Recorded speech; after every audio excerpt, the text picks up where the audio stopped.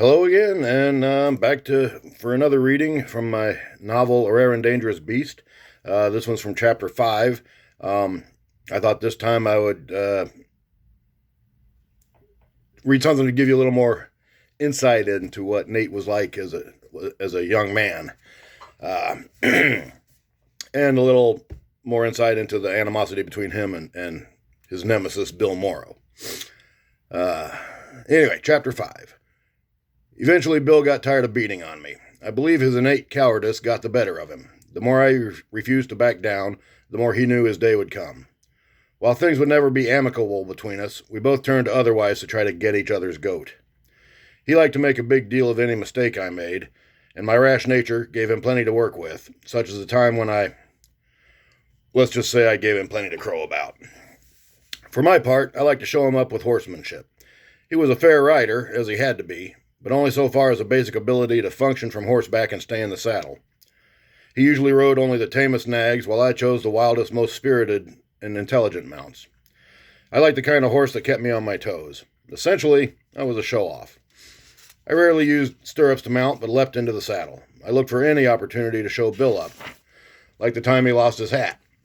He dismounted to retrieve it, and I dashed by at a gallop and swept it off the ground just as he was bending to pick it up. I didn't make a big deal of it, simply wheeled around and handed it to him, but his face colored deep red. I liked cantankerous mounts to start the day with, especially on cold mornings when a good battle got the blood pumping for both horse and rider. My personal horse was like that, a fiery little Mustang with an evil temperament that worked hard all day and had enough energy and spirit left over to win a few dollars in an evening race. I called him Ilya after the legendary Rus hero Ilya Muromets. Although small, he had a giant spirit and his namesake's heroic strength. I loved that horse. I also showed off my education. I was forever quoting, and probably frequently misquoting, great thinkers and authors, which led to some resentment. It wasn't intentional. I thought I was just carving out a place for myself. One night, Just Dave spoke up. "God almighty, Nate," he said. "We all know you're better educated than us. You don't have to keep proving it, do you?"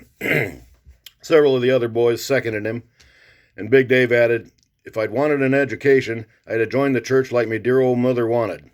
You're a good boyo, but you're no professor at some college. You're just another $30 a month cowhand like the rest of us." I apologize, I'm not good with accents.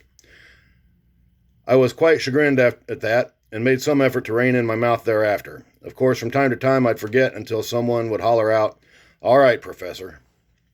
I did not hold back on Bill, however, even when Jack and Just Dave tried to warn me off. "You ought to back off of Bill and quit riding him so hard," Jack said.